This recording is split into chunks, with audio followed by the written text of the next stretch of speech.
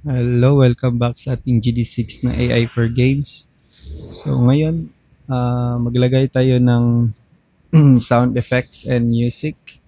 Okay, so para mapadali na lang, meron akong script na dito. Download yun na lang yan. So lagay ko dito.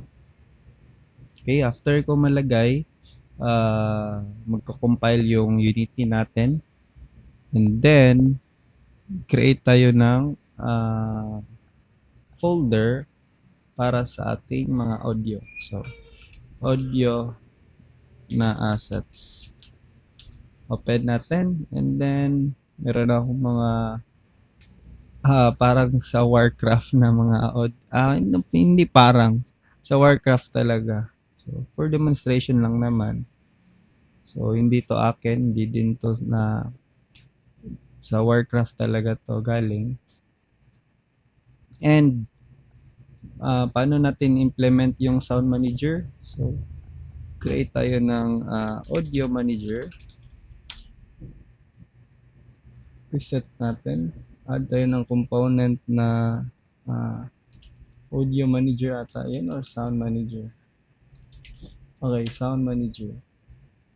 And then, kung i-open natin yung sound manager natin, ito. So, sobrang liit. Ayan. So, pause nyo na lang kung wala kayong resources nito. Ayan. So, ganito na lang. Okay. So, ayan. Pwede nyo i-pause. Tapos niyan, ito yung script kasi. Yung script, meron tayong class na sound na may name and may clip na audio clip. Tapos gumawa tayo ng array para malagyan natin ng anong sound effects yung ipi-play natin. So, ito hindi na natin to kailangan. So, pati din ito. Ito para to sa 3D. Sa 3D yan siya. Okay. So, save natin. Balik na tayo dito. Una-una, gawa tayo ng audio source. So, empty. Sabihin natin ito yung para sa sound effects na audio source. And, refresh natin ito. Reset pala. Then, audio source. Tapos, drag natin si effects dito sa ating SFX source. And another one is for our BG music. So, wala pa naman tayong background music. Pwede din natin lagyan yan later on. And then, dito sa sound, mag-plus ka lang dito. Sabihin natin ito yung itong ready to work. So, name lang yan string lang yan. Then, lagay natin dito yan. And, punta tayo sa ating script. Example, dito tayo kay select under cursor.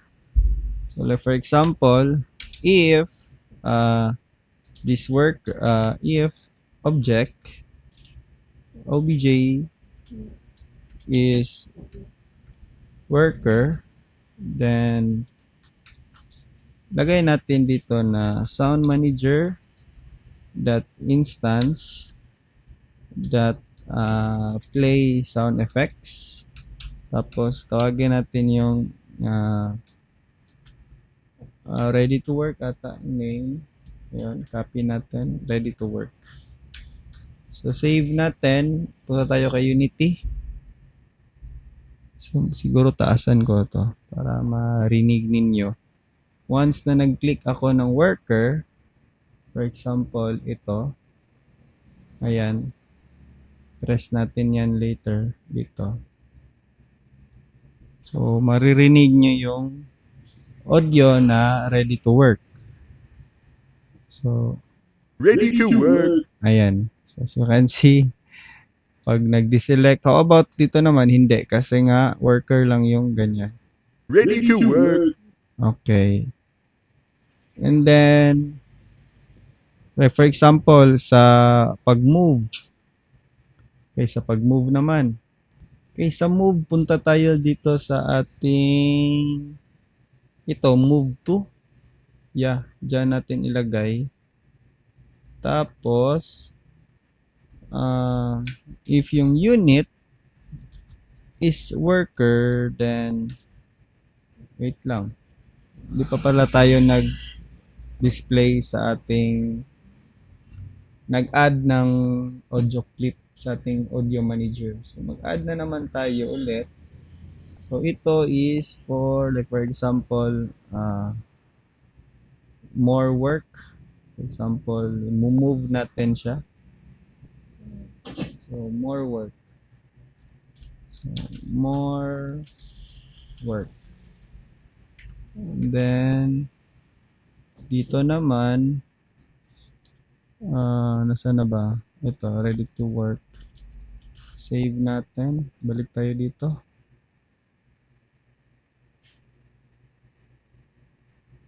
Then, download tayo ng background music. So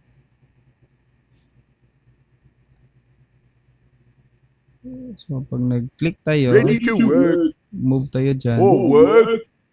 So, bali ganyan. Iba din yung sa selection. Kasi, kung pupunta tayo sa ating script na dito, ito is for select lang. And then naman, ito yung para sa selection units inbox. So, kayo na bahala kung saan nyo, saan nyo ilagay yung mga sound effects ninyo. Forward. And then, download tayo ng music. Okay, may na-download na ako. So, paste ko na lang dito yan. Copy. And then, close ko na to. And, lagay natin si free RTS na music dito sa ating audio clip. And then, i-check natin muna if sa start. Okay, meron nga. So, once na nag-play na to, then, magpe-play ng music. So, ganyan. Pag-click natin dyan yan, Ready to work. move tayo. Forward. Okay. So, kayo na bahala. So, kung ano pa yung pwede add-in nyo. Ito lang yung initial. Madali lang yung sound manager. Kayo na bahala. If, like for example, sa background music, merong mga background music sa battle, sa ganitong area na location na to. So, kayo na mag-program. Depende na sa inyo. Basta, ang masuggest ko lang, lagay nyo sa isang script lang yung mga sounds ninyo. Para mas madali nyo i-manipulate. Okay?